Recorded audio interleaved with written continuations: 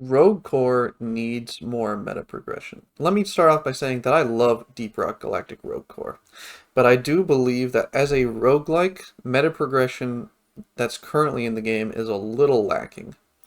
The roadmap does say they plan on adding more gear and upgrades, but it doesn't specifically say anything about meta progression like the enhancements.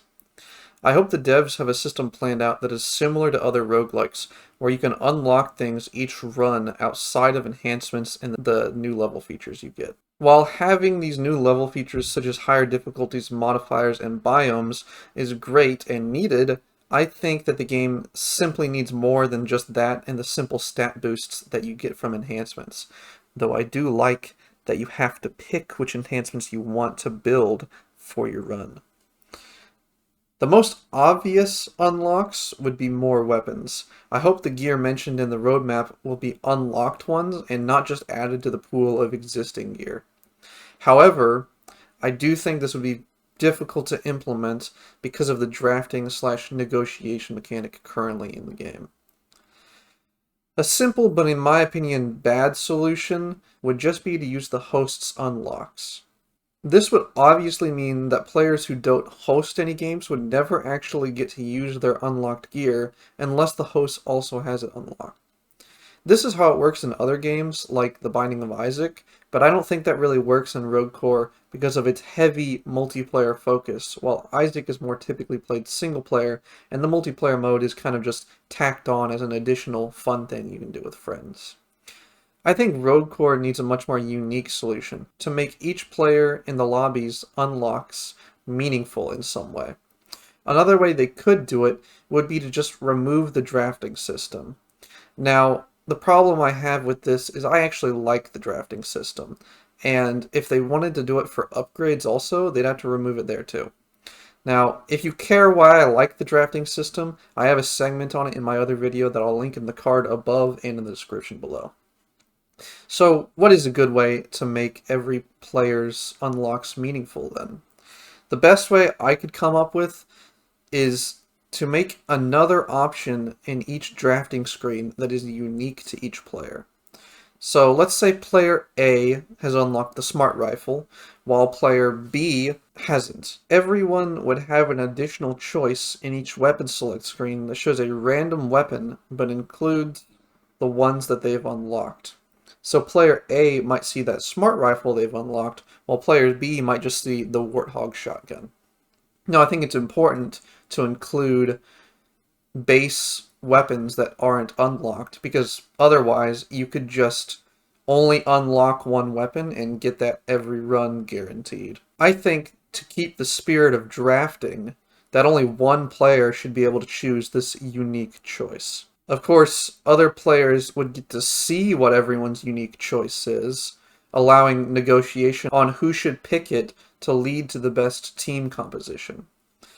This system would work in a similar way to the Cooper system, where once you pick an upgrade, you were locked out of picking it for Cooper. But in this case, once someone picks that upgrade, everyone else is locked out from picking their unique upgrade. The amount of unique slots may need to be tweaked for upgrades, as there's a lot more upgrades in the pool, a lot more upgrade choices to select from, and there would probably be a lot more unlockable upgrades as compared to weapons. Now, I think the Ghost Ship games could make it so every single upgrade slot is a unique one, but I think this would definitely lead to players being overwhelmed and it would make things way too complicated. But I think adding this unique slot for weapons and upgrades would make every player's progression unique and actually apply to the team, whereas simply using the host's unlocks or completely removing perk drafting and weapon drafting would, I think, remove from the game. Now that sums up my views on weapon and upgrade unlocks, but I think there's still one more major thing that should be an unlockable in Deep Rock Rogue Core, and that would be characters. If there were unlockable characters like in many other roguelikes, I think that would be a massive increase to replayability, and I don't even feel like I've put enough time into the existing characters that are in the game currently. I think the best thing for the game to remain relevant in the future is a consistent addition of new content, and characters would probably be the biggest boost to player retention.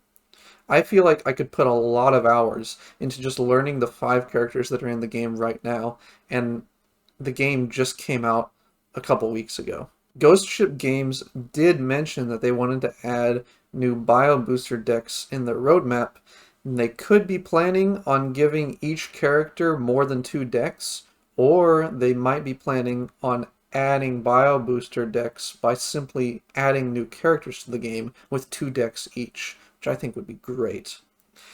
And another reason I think they might be planning on adding new characters, but just haven't said it yet, is the fact that there are 5 characters in the game rather than 4, which is the amount of player slots in a mission. Now, in the original Deep Rock, the game was balanced specifically around having the 4 classes and cooperation between those 4. But in this game, that's not really necessary, because the weapons you get and the utility tools you get are all randomized, and the fact that there's 5 classes means that there's the potential for one of those classes to not be there in your next run. So it really changes up the cooperation game in this game. So who says they won't go and add even more variation to this? Those are my thoughts on the meta progression in the game so far and what I hope for it to look like in the future. If you liked anything I had to say in this video, feel free to subscribe for more videos like this and turn on notifications if you want to catch me stream. I stream here on YouTube and on Twitch around 10 p.m. Eastern Standard Time, mostly on the weekends, but it varies day to day. Thanks a ton for watching. I read every comment and I reply frequently, so feel free to have a discussion in the comments. Alright everybody, I'll see you in the next video. Bye.